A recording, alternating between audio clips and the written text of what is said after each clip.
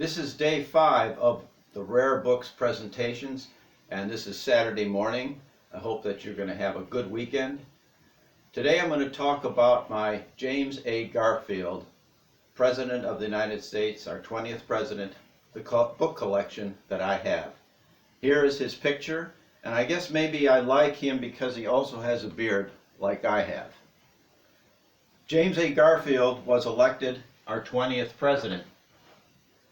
And here is a cartoon of Garfield. Here he is right here. And he's cleaning house from the whole Republican Party. Here he's gotten rid of Grant. He beat Grant in the nomination process. And here's Conklin, the New York senator who gave him the most problem the first few months when he was president. Now, Garfield went to the convention in 1880 not even to be nominated for president. He was giving a nomination speech for another candidate.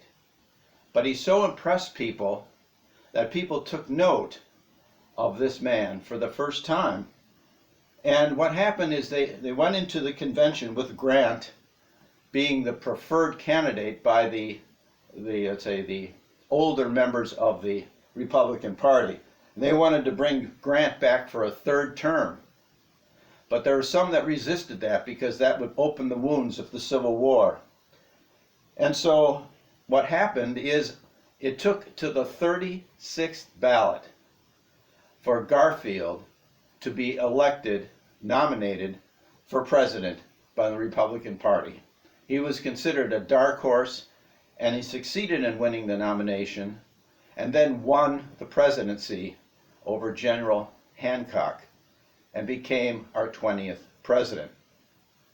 This is a picture, a drawing of him in June when he had finally cleaned house and was now asserting himself as president.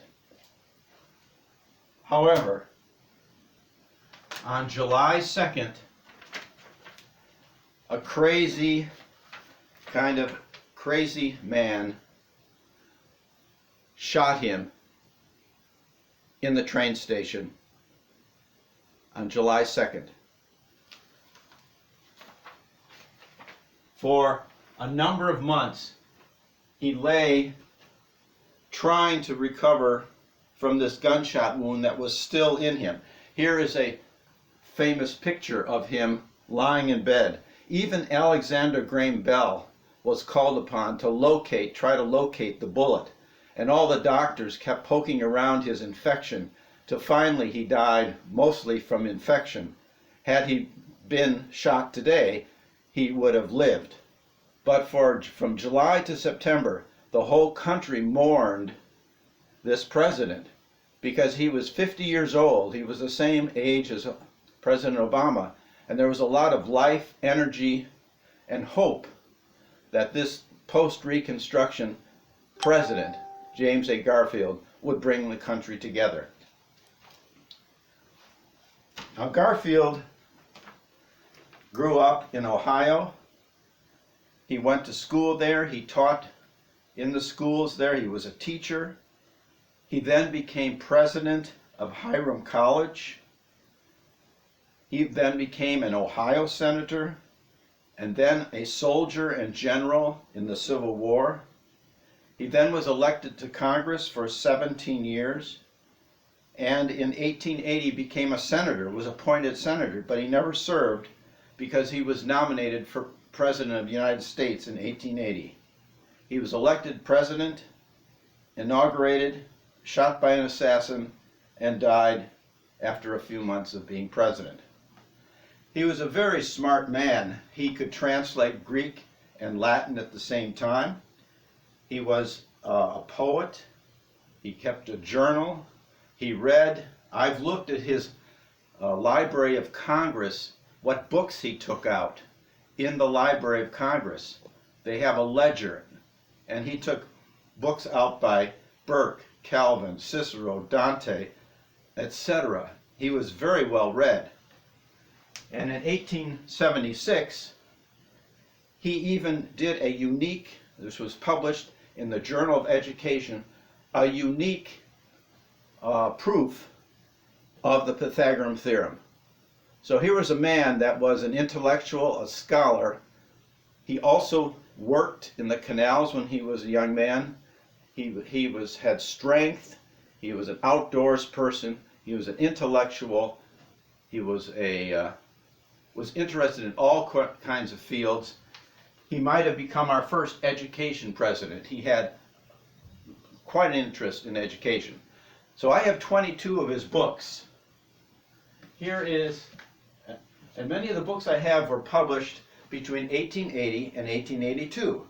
And the reason being is here's a campaign book because no one knew about him. And here's a book about his life, so people knew about him. Then when he was assassinated, this book in 1882 is the same book exactly, except now they've added the chapters on his assassination. So in a 2-year period, he went from being an unknown to being president and then being mourned and eulogized. Another book that I have that is rather unique is this is a salesman copy of this book. So you could put orders in. A salesman would carry this book around for this book. And it's very interesting to see this book because it has all the pictures at the beginning. It's sort of like to entice people to buy this book. So the salesman would carry this around. Then in the back, there's a pad of paper here, or paper ledger lines where you would put your order in.